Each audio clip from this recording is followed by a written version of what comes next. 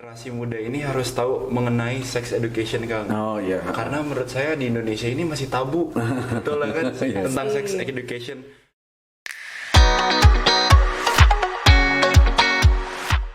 Assalamualaikum warahmatullahi wabarakatuh. Alhamdulillah kita ketemu lagi di podcastnya Komisi Penanggulangan AIDS Kota Bandung. Alhamdulillah hari ini saya kedatangan tamu-tamu yang ganteng, yang cantik nih, bukan cantik-cantik ya, yang cantik sama yang ganteng. Mojang Jajaka Kota Bandung, ada De Farhana, ada De Rehan ya, De Rehan. Gimana kabarnya? Baik? Alhamdulillah. Alhamdulillah ya. Kang Medi apa kabar? Baik, makanya hari ini kenapa akan senang karena kebetulan buat sobat-sobat dan warga Bandung semuanya yang biasa setia melihat podcastnya Komisi Penanggulangan AIDS, bahwa De Farhana ini sama De Rehan ini begitu luar biasa aktivitasnya, selain menempuh pendidikan juga sebagai duta Kota Bandung karena kapasitas sebagai Mojang dan Jajaka Kota Bandung. Nah sekarang kita pengen ngegali apa sih sebetulnya yang jadi tugas beratnya Mojang Jajaka setelah terpilih itu. Coba De Hana dulu cerita nih. Jadi Mojang Jajaka Kota Bandung itu sebenarnya peran utamanya kan Duta Budaya dan Pariwisata ya Kang. Yeah. Jadi berada di bawah Dinas Kebudayaan dan Pariwisata. Jadi sebelum ada corona, terus sejak ada pandemi juga, tugas utamanya sebenarnya menyebarluaskan informasi tentang budaya dan pariwisata. Yeah. Tapi karena kita adalah geng milenial juga, jadi kita memanfaatkan platform kami juga untuk share berbagai isu di luar pariwisata dan kebudayaan. Yeah. Contohnya tentang isu kesehatan, terus karena aku juga kuliah di bidang kesehatan, terus aku tuh dari dulu memang senangnya isu gender gitu, kesehatan reproduksi. Iya. Jadi setiap ada hari peringatan gitu ya kan, kita selalu share sesuatu di Instagram. Misal hari batik kita bikin giveaway lomba OOTD batik. Terus kemarin misalnya hari kesehatan mental gitu. Terus misalnya hari Kartini kita share konten tentang stigma-stigma perempuan gitu. Jadi kita membuat peran kita berfaedah untuk audiens anak muda gitu. Nah, jadi penggunaan platform dari Mojang Jajaka juga bukan hanya kayak ibaratnya membranding pariwisatanya aja, tapi kita juga menjadi kayak informatif gitu loh di influencer lah ya. Iya, karena jadi sebagai influencer sekarang kan juga memang sangat dibutuhkan dalam kondisi kebangsaan sekarang ini ya. Karena banyak isu-isu aktual yang berkembang gitu kan, ada isu ekonomi, ada isu sosial, ada isu kesehatan, apalagi sekarang dalam masa pandemi gitu ya. Nah, terus sekarang Mojang Jajaka kan tugasnya tadi De Hana, De Rehan cerita gitu ya, banyak menjadi influencer untuk berbagai mungkin juga program kebijakan pemerintah. Betul. Nah, biasanya kan kalau jadi influencer itu yang paling pas itu kan kalau tatap muka ketemu. Nah dengan kondisi pandemi ini gimana tuh tugasnya Mojang Jajaka Bandung nih sekarang? Iya Kang, jadi kalau sebelum pandemi kan aktif ya berkegiatan sebagai Mojang Jajaka tuh seru gitu, karena kadang-kadang mungkin ada penugasan yang biasa mungkin misalnya sebagai penerima tamu misalnya, atau misalnya sebagai moderator. Dan juga ada yang harusnya jadi city tour guide misalnya. Gitu. Ada juga gitu. Atau suka naik bus itu dong, bus Bandros. Belum pernah kerja corona ya. Nugas karena kebetulan corona. Harusnya yang kemarin ada Asia Afrika cuman. Betul. Jadi awal-awal lockdown tuh sebenarnya bingung karena harus stay di rumah, jujur bingung. Tapi atas masukan-masukan dari senior juga, jadi di awal-awal lockdown kita putar otak nih Kang, karena kita punya Instagram, alhamdulillah followersnya lumayan lah ya, hampir 30.000, lumayan. Jadi di awal lockdown itu kita berkomitmen ini Kang, seminggu 3 kali membuat Mocha Talk namanya, live Instagram dengan berbagai tokoh, dan sebagian besar malah narasumbernya dari luar negeri untuk cerita tentang pandemi. Jadi netizen tetap terhubung lah ya dengan kami di live Instagram, betul. Jadi kebanyakan kita berkegiatan sendiri secara online gitu. Ya. Betul. Kebetulan De Hana sama De Rehan juga pemilihan Mojang Jajakanya pada saat tahun 2019 langsung menghadapi pandemi gitu ya. Jadi benar-benar kegiatan tatap mukanya benar-benar terkendala berarti di situ ya. Berarti kalau nggak pintar-pintar ngatur strategi cara membangun komunikasi, waduh udah repot betul kalau gitu ya. Ya alhamdulillah masih eksis lah ya. Oke. Terus kalau De Hana sendiri sama De Rehan sekarang studi di mana nih? De Hana studi di mana sekarang? Aku masih kuliah, belum selesai di Unpad, Fakultas Kedokteran. Oh, iya. Kalau Derian? Kebetulan saya juga sama di Unpad, tapi saya Fakultas Ilmu Komunikasi. Oh gitu ya. Oh. Jurusan gitu apa? ya. Jurusan apa? Oh, PR. Oh, akan pikir jurusan podcast enggak ya? Oke deh. Nah, terus tadi kan udah bicara tugas-tugasnya sebagai Mojang dan Jejaka ya, selain sebagai duta kebudayaan dan kepariwisataan di Kota Bandung, tentunya kan dituntut untuk bisa mengetahui berbagai sejarah gitu kan tentang Kota Bandung, tentang objek-objek di Kota Bandung, termasuk juga tentang objek kuliner di Kota Bandung. Nah, sekarang nih kalau misalkan dari sebuah proses panjang ya, itu dulu awalnya gimana sih terpilih jadi Mojang Jejaka itu? Biar generasi-generasi muda di Kota Bandung yang berminat menjadi Mojang Jejaka, jadi tidak hanya punya paras cakep, paras cantik, tapi juga attitude-nya harus bagus, ya kan? Attitude harus bagus, udah gitu juga pengetahuannya juga harus luas, gitu kan? Jadi sekarang kayaknya nggak kerennya kalau hanya sekedar cantik sama cakep ya. Ngapain juga cakep sama cantik kalau nggak keren, nggak bisa ngasih manfaat buat orang ya. Berfaedah ya. Gimana sih prosesnya, gimana coba Derian cerita? Kalau misalnya prosesnya dari awal, kita tuh ada yang namanya pasang giri tuh. Nah, dalam pasang giri ini kita nanti dari awal diseleksi dulu tuh dari berapa ratus orang dan akhirnya jadi 24 besar, 12 Mojang dan 12 Jejaka. Oh gitu. Nah, sebelum kita menghadapi malam finalnya nanti, kita tuh ada prakarantina. Di situ yang kita benar-benar dikasih materi. Berapa bulan ceritain? Oh iya, itu 2 bulan. Panjang karantina ya. Panjang. Udah gitu baru kita ke karantina. Jadi sebelum karantina tuh kita di prakarantina yang mulai dari ada yang namanya Ngalamban, terus kita ada yang Ngalet, muter-muter Kota Bandung. Kita harus tahu sejarah-sejarah gitu. Udah gitu baru tuh kita karantina dan malam final akhirnya. Jadi dilihat siapa yang akhirnya jadi juara dan gitu-gitu deh pokoknya. Kalau dari 12 yang Jajakanya, 12 yang Mokanya itu merepresentasikan jumlah kecamatan, karena ini kan pasang girinya untuk tingkat kota. Betul. Apakah menjadi duta kecamatan atau gimana sih? Enggak sih, enggak gitu ya. Pokoknya awalnya di penyisihan awal, kalau di Kota Bandung memang dalam satu hari, jadi kira-kira 150 lah ya pendaftar diseleksi oleh Dewan Juri lewat interview, terus tes tertulis selama seharian. Jadi harus tahu tuh misalnya jumlah kecamatan di Kota Bandung, terus sungai-sungai di Kota Bandung, sampai yang jumlah kelurahan di Kota Bandung berapa? Berapa ayo? 110 nggak tahu ketang. 151. Kalau kecamatan ada 30. Jumlah RT berapa? Gitu. Jumlah Waduh. Ya, oke. Terus kalau selama Dehana sama Derehan sebagai Mojang Jejaka, ada nggak sih pengalaman unik gitu? Maksud Akang bukan pada saat proses seleksi ya, pada saat sudah jadi Mojang Jejaka, pengalaman unik misalkan. Kan biasanya kan kalau misalkan orang yang jadi duta gitu kan, selalu kan dia punya influence dia punya follower banyak gitu kan. Udah begitu, ada nggak yang unik-unik gitu? Boleh cerita sama Akang? Sebenarnya sih Kang, ada dulu deh. Waktu ini kalau boleh misalnya melipir lagi ke proses seleksi, karena kan waktu itu memakan waktu 2 bulan, di mana ada kegiatan hampir setiap hari. Jadi seluruh calon Mojang dan Jejaka ini, 24 besar ini, hampir setiap hari bertemu di LASWI, di Bandung Creative Hub, terus hampir setiap hari mendapatkan pembekalan dari tentang budaya, tentang sejarah, keliling Kota Bandung, belajar ngelipat kain sinjang, belajar make up, belajar bahasa Sunda dan lain-lain.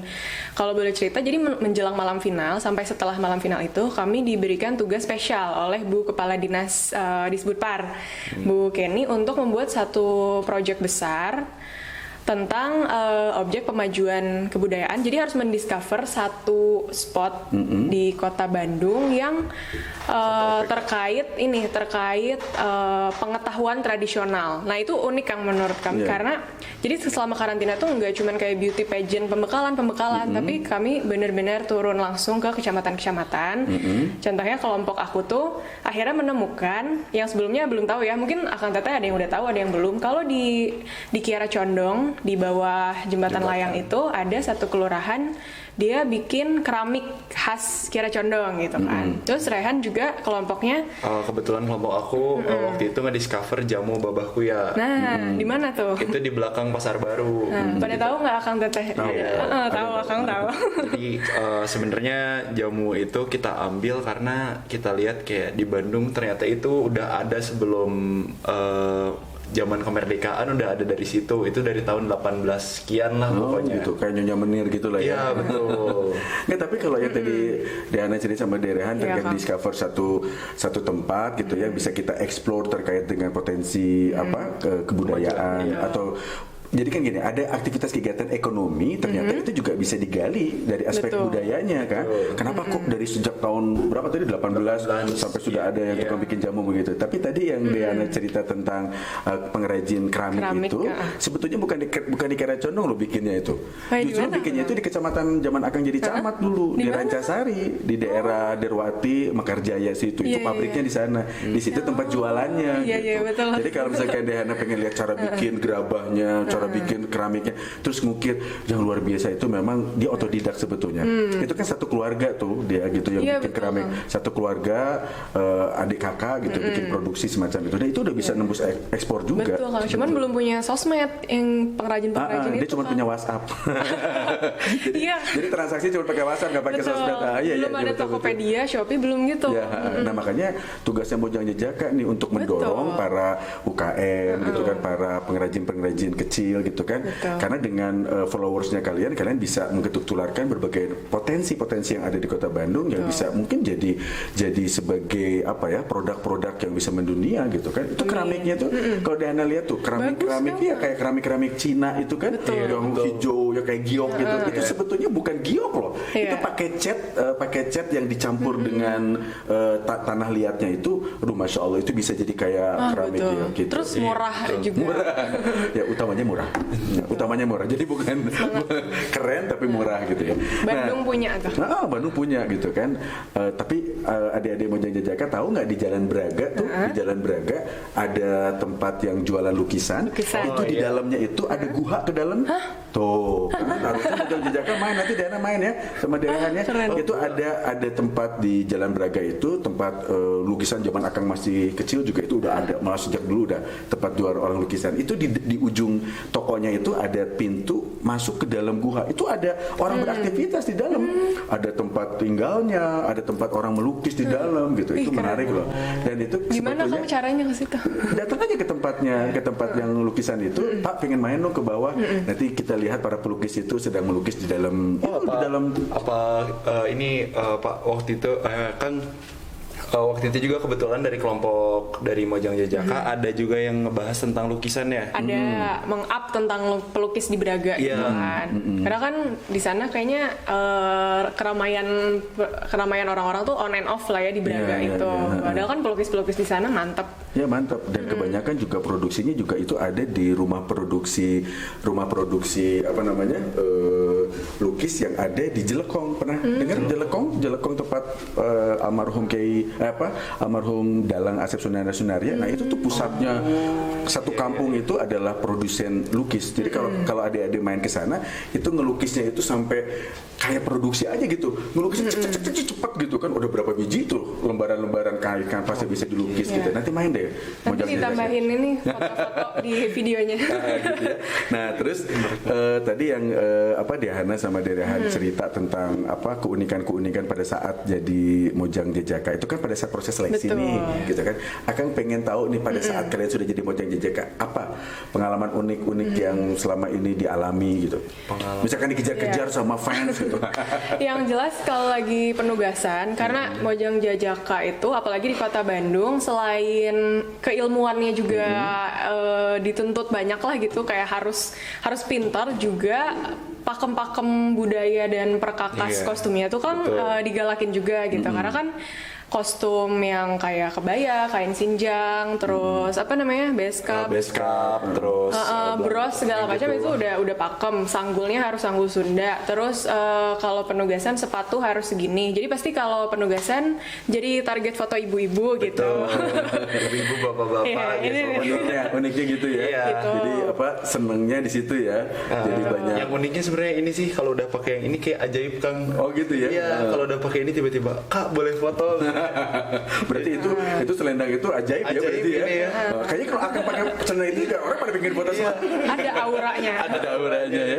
Nah terus kalau Deana sama Deran tentunya kan paham betul ya visi misinya Kota Bandung ya. Insya Allah. Kan visinya Kota Bandung itu Pak Wali Kota dengan Pak Wakil ingin mewujudkan Kota Bandung yang unggul, nyaman, sejahtera dan agamis. Nah menurut pandangan Deana sama Derehan boleh deh apa gantian gitu kan? Apa sih kalau dari kacamata Mojang Jajaka untuk bisa memotivasi generasi muda di Kota Bandung terkait dengan visi misinya Pak Wali?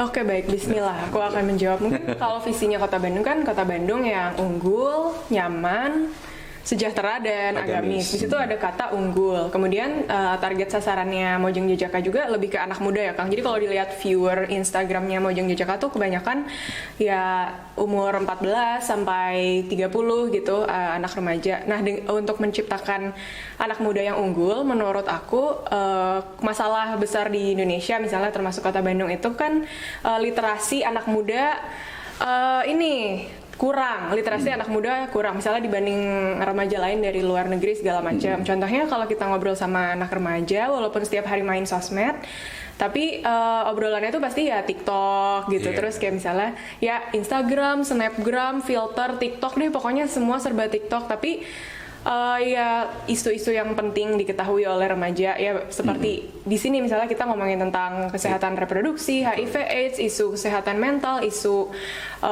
kepemudaan gitu-gitu. Anak-anak muda mungkin suka malas ya karena kan malas baca. Jadi kadang-kadang kita ya lagi-lagi menggunakan platform media sosial karena alhamdulillah punya followers juga. Jadi misalnya kemarin Hari Pahlawan, jadi instead of cuman selamat Hari Pahlawan gini-gini kita selipin informasi.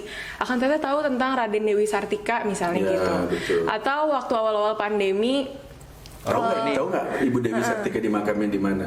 tahu dong itu di Astana Anyar. Ya itu makanya banyak loh gitu ya. Kita tuh kenal banyak sekali pahlawan nasional dari betul. Jawa Barat gitu ya. Otto Iskandar. Ya gitu kan sampai akhirnya generasi muda sekarang ini mungkin ya karena di era digital ya harus informasi semakin cepat masuk. Betul. Gara-gara harus informasi semakin cepat masuk itu menyebabkan gitu kan kadang-kadang generasi muda itu ya tadi pola pikirnya jadi instanable gitu ya. Jadi kadang-kadang dia udah fogadita sama namanya sejarah. Padahal nggak akan mungkin ada kalian loh kalau nggak ada pendahulu kan. Gitu.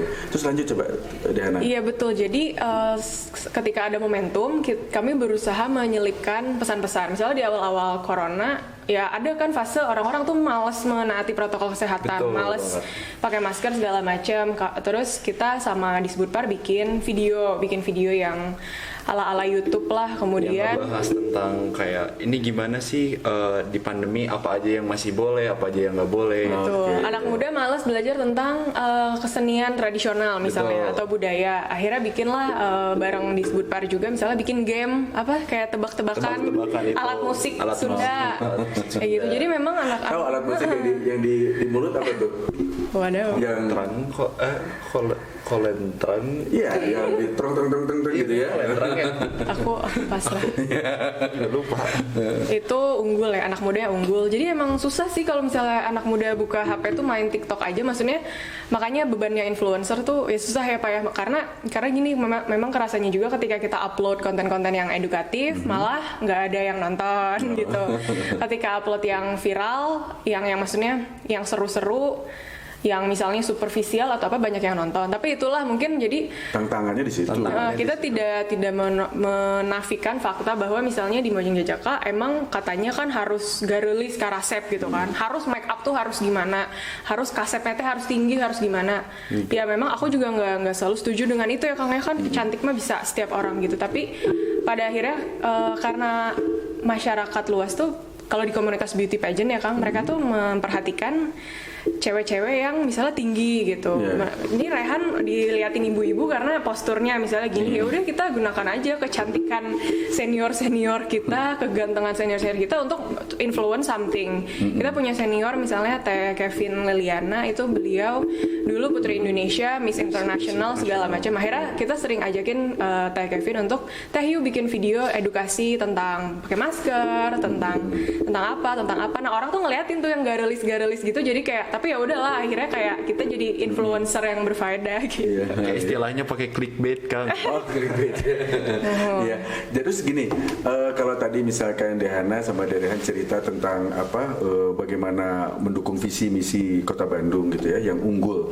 Berarti kan kita berharap generasi muda Kota Bandung itu unggul, itu berarti mereka memiliki sumber daya personal begitu kan, dengan prestasi belajar yang baik, dengan perilaku yang baik. Nah sekarang kalau menurut pandangan kalian gitu ya, melihat kondisi pandemi sekarang ini, apa sih kontribusi nyata yang dilakukan oleh Mojang Jajaka Kota Bandung untuk bisa memberikan ya campaign terkait dengan upaya untuk tetap menjaga protokol? Tadi sudah dijelaskan kan bagaimana cara dengan caranya masing-masing gitu ya. Nah cuman yang jadi masalah ini sekarang ini kan, selain juga kondisi promosi kesehatan menghadapi pandemi COVID begitu kan, tapi juga ada juga masalah yang sekarang kita hadapi gitu. Makanya kenapa Akang undang adik-adik ke Komisi Perlindungan AIDS itu, bahwa kita sedang gencar-gencarnya nih mengkampanyekan yang namanya upaya menanggulangi HIV secara masif gitu ya, terutama untuk memberikan pencerahan kepada generasi muda tentang bagaimana alat reproduksi, lalu juga bagaimana reproduksi yang sehat dan sebagainya begitu kan. Nah gimana pandangan kalian tentang itu semua?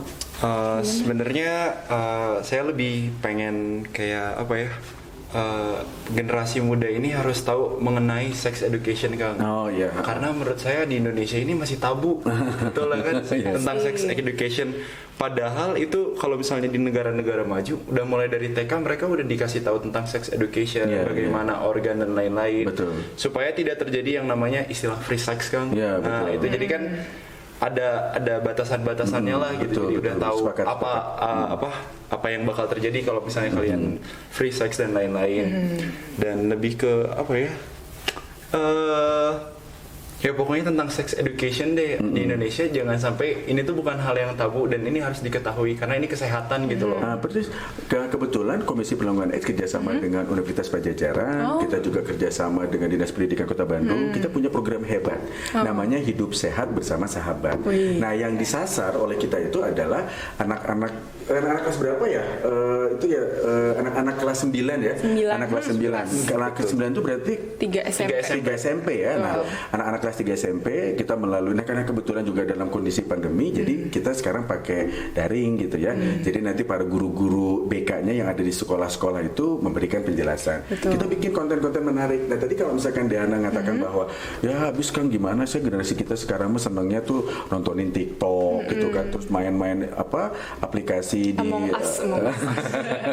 ya, maksudnya tuh kalau kita ngasih sedikit aja yang sedikit ada berbau edukasi begitu kan, kok nggak lebih excited gitu. Nah oleh karena itu tantangan buat kalian sebagai influencer menurut Akang gitu ya, justru harusnya konten-konten edukatif itu dibikin seperti halnya kebutuhan pasar anak muda sekarang gitu loh. Jadi kalau misalkan kayak gaya-gaya ngajarin kayak guru di kelas ya nggak akan laku gitu kan. Jadi harus dibikin tuh. Nah ini kan akan percaya deh sama teman sama adik-adik Mojang Jajaka bisa meng-create sebuah bentuk campaign begitu kan, yang sifatnya edukatif gitu kan, tapi tetap orang tuh senang ditonton gitu kan. Ini mudah-mudahan aja nih ngobrol dengan, ini kan kita beda generasi nih, kita beda generasi, tapi kan akan mencoba untuk ngikutin gaya kalian sekarang gitu kan, cara kita membangun wawasan, cara kita membangun motivasi dan semangat gitu. Nah selanjutnya nih, menurut pandangan kalian seperti apa sih kondisi generasi muda kita hari ini dilihat dari sisi positif dan negatif? Baik,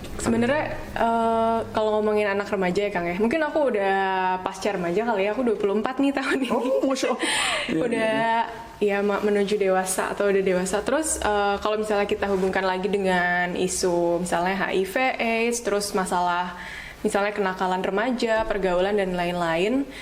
Kalau menurut aku sih pasti kita ngomong tentang misalnya sex education tadi kata Rehan. Terus satu hal mungkin yang aku mau titip ke Kang Tete adalah kadang orang miskonsepsi tentang sex education itu karena mengira kalau sex education itu mengajarkan tentang seks. Padahal sex education itu menurut WHO nih itu ada kurikulumnya khusus untuk golongan-golongan usia. Jadi dari TK, SD itu bisa dikasih sex education tapi yang nggak belajar tentang seks juga. Baru belajar tentang kayak organ intim kita tuh ada ini nih, perempuan ini, laki-laki ini. Terus belajar tentang menjaga tubuh kita supaya nggak dipegang sama orang, supaya kita punya kendali atas tubuh kita gini-gini. gini. Terus pasti kalau ngomongin HIVS kan ngomongin tentang pergaulan ya Kang ya. Kita mungkin cara bergaul orang tuh beda-beda ya. Mungkin aku dulu sekolahnya ya di Taruna Bakti sih dulu dari SD sampai SMA ya, sampai SMA ya, maksudnya anak-anaknya ya aku mah dulu anak yang suka belajar lah ya Kang. Tapi di situ ya misalnya ada juga yang nongkrong, yang ngerokok, yang minum misalnya gini-gini. Pasti kayaknya kita kalau ngomong sama anak muda zaman sekarang, kalau nanya kapan usia pertama ngerokok, usia pertama minum, itu tuh menurut aku sangat-sangat muda ya. Kadang kan SMP ya SMP, orang mulai. Yang benar tadi dari Kang Medi dari kelas 9 tuh udah mulai. Iya, biasanya anak Bandung ya. Maksudnya kalau ngobrol sama anak-anak yang bandel gitu. Padahal zaman Akang waktu muda kayak gitu loh. Nah makanya. Berarti sekarang semakin diferensiatif dan semakin canggih ya. Itu memprihatinkan sih kalau misalnya mulai minum alkohol, misalnya SMP ya kecil banget ya, masih kecil gitu mulai ngerokok SMP. Dan menurut aku seringkali kalau misalnya kita mau bilang ke anak muda untuk enggak pergaulan negatif, mungkin sebenarnya yang pertama ya Kang harapan aku, tapi nggak tahu nih gimana caranya, balik lagi ke literasi, suka baca, nggak tahu ya hubungannya gimana, mungkin hubungannya panjang, tapi aku secara pribadi percaya kayak kalau anak-anaknya suka baca, jadinya kan anak-anak rajin tuh, jadi bukan anak-anak yang kayak aduh mau ngapain ya pulang sekolah. Jadi kan anak-anaknya punya kegiatan, terus aktif, ambis gitu, pasti nggak punya waktu untuk bergaul yang aneh-aneh. Jadi satu harus suka baca, nah itu susah. Yang kedua, sebenarnya kebanyakan tuh kan ikut-ikutan ya Kang, anak-anak itu. Karena aku ngelihatnya, kalau aku kan mungkin kita kan, gitu, kita kan mungkin privilege ya, maksudnya kita diedukasi oleh orang tua. Terus Kang Medi kan pernah S2 di luar negeri ya. Aku waktu SMA dikirim orang tua pertukaran pelajar 1 tahun ke Italia. Maksudnya jadi punya exposure. Ada inilah ya. kalau kita tuh anak muda harus percaya diri. Terus kita harus bisa milih teman gitu, karena kadang kalau masih SMP SMA ya Kang, mungkin kita udah lupa karena Akang misalnya udah besar gitu, terus kita udah kuliah, tapi waktu SMP SMA tuh kalau nggak kayak gitu suka nggak ditemenin Kang gitu. Coba deh ngobrol sama adik-adik, karena kayak rasa aduh serius kalian ini kayak ibaratnya ngerokok cupu gitu ya. Iya, cupu. gitu digituin Gak asik kan. mana ya? Nggak asik gitu ya. Asik lu gitu. Akhirnya jadi ngerokok yang selain rokok. Tapi Akang tertarik dari Dehana bicara masalah literasi, terus Dehana bicara masalah sex edukasi sama Derehan. Justru kita harus luruskan nih gitu ya. Jadi seks edukasi itu kalau menurut Akang bukan bicara seks, justru bicara seks. Seks itu adalah alat Betul. kelamin gitu. Oh jadi, iya. Berarti kalau bicara sex education berarti bicara alat reproduksi. Alat reproduksi. Jadi hati-hati loh, kamu tuh sebagai laki-laki alat reproduksinya begini.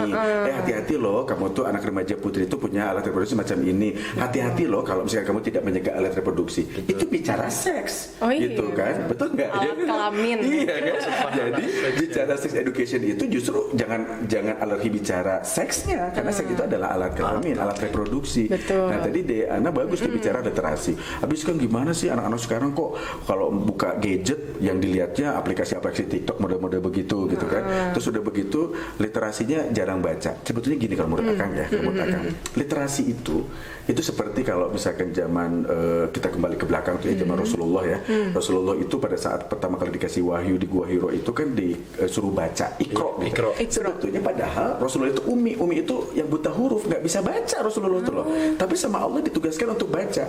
Akhirnya di Gua Hiro itu Rasulullah melihat jazirah kota Mekah begitu kan dari kejauhan gitu kan. Nah, itu yang Allah perintahkan kepada Rasulullah untuk membaca situasi, membaca lingkungan. Pada saat Rasulullah dari Gua Hiro melihat ternyata masyarakat Mekah pada masa itu masyarakat jahiliyah yang mereka notabene sudah nggak percaya sama Tuhan. Karena dia nggak percaya sama Tuhan, perilakunya juga udah nggak karu-karuan. Nah, bacanya itu. Jadi kalau generasi muda sekarang bicara konsep literasi, kalau menurut Akang gitu ya, tidak hanya sekedar membaca beberapa referensi buku, tapi pada saat melihat nih kakak-kakaknya jadi monjang jajaka, keren ya, itu literasi gitu loh. Referensi karena kerennya jadi referensi untuk bisa jadi seperti mereka. Betul. Gitu Dehana. Iya betul. Sekarang akan tanya nih sama Dehana sama Derehan, kenapa sih kalian senantiasa memotivasi diri untuk menjaga agar lingkungan kalian tetap baik, agar performa kalian tetap baik? Karena mungkin boleh jadi gitu kan,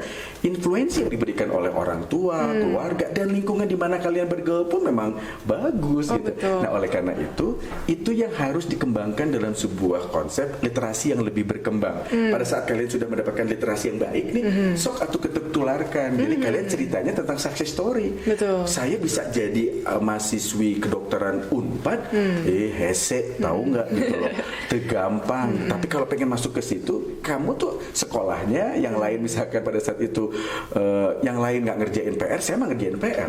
Yang lain suka mabal, saya mah nggak pernah mabal. Yang lain suka nongkrong di kioser gitu kan, saya mah nggak pernah nongkrong di kioser. Gitu. Ya kan, itu zaman Akang tuh istilah kioser tuh. Apa itu sih, Kang? Kioser tuh orang yang nongkrong di kios gitu kan, ya kan nongkrong di kios. Biasa di Taruna Bakti tuh nongkrong di dekat kejaksaan atau di samping. Saya tahu. Karena anak Akang dua-duanya itu dari SD, SMP sama SMA itu di Taruna Bakti gitu kan. Iya. Jadi Akang apal betul. Makanya kalau Akang pulang kantor tuh sekolah lewat untuk anak Akang nggak nongkrong di situ. Jangan. Jangan. Tapi nggak apa-apa. Justru satu cucu begini ya. Kadang-kadang Akang juga nggak habis pikir ya. Banyak gitu ya generasi-generasi zaman Akang gitu ya nakal-nakal gitu. Tapi sukses loh. Mungkin dia belajar dari kenakalannya. Karena biasanya. Nah itu hati-hati tuh dengan statement yang akan disampaikan. Jangan-jangan kita terkooptasi oleh pola pandang yang salah. Jadi kita tetap aja harus kayak kumaha ya. Kalau kita berbuat tidak baik itu nanti kedepannya seperti apa. Nah gitu. Jadi literasinya Dehana maksud menurut Akang bukan hanya semata-mata membaca, tapi membaca lingkungan gitu. Membaca situasi dan kondisi. Pada saat Dehana sama Derehan jalan nih, aduh ternyata kok masih banyak anak jalanan. Kok mereka nggak sekolah apa? Muncul tuh literasi dalam diri begitu kan. Oh saya membaca situasi bahwa ternyata di Kota Bandung masih ada anak-anak yang tidak bisa mendapatkan kesempatan belajar dengan baik seperti kita. Nah, program apa ya atau kontribusi apa yang mau kita berikan buat mereka? Gitu deh, Hana. Itu edukasi tentang pubertas juga sih yang sex education itu ya, Kang. Karena kebanyakan tuh maksudnya masih ada ya, Kang. Mungkin Akang punya ada anak perempuan nggak, Kang? Ada. Mungkin kadang-kadang bahkan orang tua pun karena tabu, karena nggak tahu, aduh gimana sih ngasih tahu ngajarin tentang mens tuh. Terus kadang-kadang mungkin kalau bapak-bapak tuh kayak biarin ibunya aja yang ngajarin tentang menstruasi. Jadi si anak tuh malah belajar tentang pubertas, tentang tubuhnya, tentang menstruasi, tentang pembalut, tentang hubungan seksual tuh dari luar lah, misalnya dari teman-teman atau malah lihat konten-konten aneh di internet. Kayak gitu. Oh jadi memang sekarang kalau menurut kalian separah apa sih kondisi generasi muda kita sekarang ini? Kalau menurut pandangan kalian nih, yang kalian selama ini temui di lapangan pada saat kalian menjalankan fungsi dan tugas sebagai seorang duta pemuda-pemudi kondisi yang remaja nih, Kang. Ya, apa sih? Gimana, Bro? Kayaknya kalau untuk kamu kan masih remaja kan, baru lulus SMA tahun lalu. Tapi maksudnya kayak apa ya? Kalau misalnya dibilang kondisi remaja Indonesia tuh parah banget juga enggak. Cuman lebih ke harus diarahkan gitu loh, Kang. Lebih harus diarahkan gimana cara memfilter. Mungkin karena ya itu tadi karena kurangnya literasi, kurang bisa membaca situasi juga. Jadi dia nggak bisa memfilter dengan baik karena lingkungannya kayak misalnya tiba-tiba ada video apa yang aneh-aneh gitu. Misalnya yang lagi viral apa. Terus kan nih orang-orang pada penasaran apa pada nyari. Harusnya itu kayak difilter kayak udah stop di kamu aja gitu. Jangan sampai disebarluaskan atau gimana-gimana juga. Jadi kalau gitu kalian tetap percaya bahwa sesungguhnya yang namanya remaja itu ya everything depend on self, everything depend on environment gitu ya. Kalau misalkan lingkungannya baik, dia juga akan terbentuk baik. Nah, berarti kesimpulannya orang-orang yang berada di lingkungan baik berarti punya tugas berat dong untuk bisa tularkan lingkungan baik itu kepada orang-orang yang selama ini juga belum mendapatkan kesempatan. Kalau aku kayak lebih concern masalah etika sih. Akan nanya kondisi remaja masa kini. Aku langsung mikir Instagram gitu kan, social media. Semua remaja sekarang punya sosmed. Kalau zaman angkatan aku tuh baru mulai main Facebook tuh tahun 2009-an, pokoknya 2010-an. Itu maksudnya awal-awal dari awal zaman Facebook, terus Twitter, terus Instagram. Dunia internet tuh berubah banget nih, Kang, menurut aku. Karena zaman dulu waktu aku waktu SMP main Facebook belum terlalu kedengeran namanya haters. Terus kayak bullying di internet tuh belum gitu. Kayak haters, bullying gini-gini. Main Facebook buat main game dong. Iya, masih kayak sehat gitu. Internet tuh masih untuk bersosialisasi, cari informasi. Nah, nge-akses Google aja tuh udah seneng. Tapi sekarang di zaman Instagram, kan aku ngeliat nih kelakuan anak-anak remaja netizen yang sekarang. Jadi kalau menurut aku kondisi remaja sekarang sebenarnya dengan adanya media sosial, aku percaya sebenarnya ya Kang ya, banyak juga remaja terlepas dari yang negatif-negatif kita dari tadi ngomongin, tapi banyak sebenarnya yang lebih open minded juga banyak, lebih literat, lebih banyak dapat akses informasi itu banyak. Karena kalau dulu kan mau belajar tentang kesehatan reproduksi atau isu-isu gender misalnya, isu-isu kepemudaan lewat mana gitu, cuman misalnya guru-guru juga kayaknya nggak yang gimana gitu. Tapi sekarang kan banyak kayak kanal Instagram misalnya tentang kesehatan mental, tentang kesehatan reproduksi, tentang isu apa. Jadi banyak yang lebih aware. Kayak misalnya anak SMA tuh udah tahu, kamu jangan body shaming. Kayak misalnya dulu kan kita di sekolah anak yang paling cakep tuh yang kulitnya putih kan, yang kayak dikeceng semuanya gitu. Tapi sekarang kita kayak oh ya udah aku kulitnya kayak gini. Anak-anak cewek nih ya kan udah zaman SMA kan zaman ngeceng-ngeceng. Tapi kayak oh ya udah aku kulitnya gelap tapi aku cantik kok gini-gini. Udah lebih paham tentang body shaming, bullying. Tapi karena mungkin mentalitasnya sangat instan, semua orang punya iPad, iPhone, gadget segala macam. Jadi, etika berkomunikasi di sosmed itu juga parah banget yang kata netizen sekarang. Soalnya kan kadang-kadang yang netizen kan ya hate speech di misalnya katakanlah lambe turah atau misalnya gosip-gosip. Misalnya waktu itu ada itu kan misalnya video anak remaja yang adalah kayak salah satu public figure selebriti, dia ada video yang misalnya tidak senonoh gini-gini atau misalnya video apa. Nah, yang jari-jarinya jahat atau yang ngebully misalnya anak artis gitu. Misalnya ada kan penyanyi cilik kayak misalnya ada namanya Naura, terus anaknya siapa dibully tuh sama netizen kayak misalnya kamu so centil gitu atau kayak kamu tuh nggak cantik gitu. Banyak yang beauty vlogger dapat komen kayak gitu, udah deh kakak stop aja jadi beauty vlogger, kakak tuh nggak akan pernah cantik gini-gini. Nah ketika diusut misalnya dibawa ke polisi atau gimana, kebanyakan yang berada di balik handphone itu masih kecil banget kan, masih ada yang masih SD, SMP. Jadi etika bersosial media juga harus ditekankan bahwa jari kita adalah mulut kita sekarang gitu. Jadi kalau gitu, ini beda nih soalnya ya, frekuensi Akang sama kalian gitu ya. Di zaman Akang itu nggak ada tuh. Jadi bullying pada masa Akang itu physically banget. Oh iya, gelut. Itu mah langsung directly gitu kan, nggak ada lagi barrier gitu kan. Kalau sekarang malah menurut pandangan Akang dengan adanya perkembangan digitalisasi semacam ini, apalagi dengan era internet segala macam gitu ya. Memang harus kita akui bahwa internet hari ini itu memang ya everything depend on self ya. Mau dibawanya kemana? Mau dibikin jadi positif bisa, mau dibikin nggak jadi positif. Itu Kang Surya itunya apa? Kedengaran nih ke suaranya ke sini. Jadi intinya bahwa yang tadi Diana sampaikan begitu ya, bahwa attitude lagi kembali ya. Malah sekarang malah akan perhatikan ya, secara physically gitu ya, orang itu sekarang kalau bertemu dengan Akang ya nggak ada tuh seperti zaman Akang dulu gitu kalau bullying itu. Jadi kalau misalkan yang narkoba, kalau saking ediknya jadi sakau, sekarang kalau dalam konsep kampanye literasi, kalau nggak baca jadi sakau gitu, ya kan? Kalau nggak baca lingkungan jadi sakau, kalau nggak baca hal-hal yang baik jadi sakau gitu kan?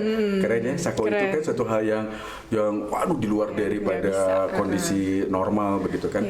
Jadi buatlah situasi dan kondisi semacam itu. Akang terima kasih banyak loh ya, ketemu sama adik-adik Akang yang luar biasa yang hebat-hebat ini sebagai Mojang Jajaka Kota Bandung, dan senantiasa terus akan berharap kalian terus memberikan motivasi, memberikan semangat, memberikan inspirasi buat banyak generasi muda di Kota Bandung. Satu hal buat adik-adik Akang, buat generasi muda di Kota Bandung, ingin menjadi orang sukses nggak ada yang gratisan.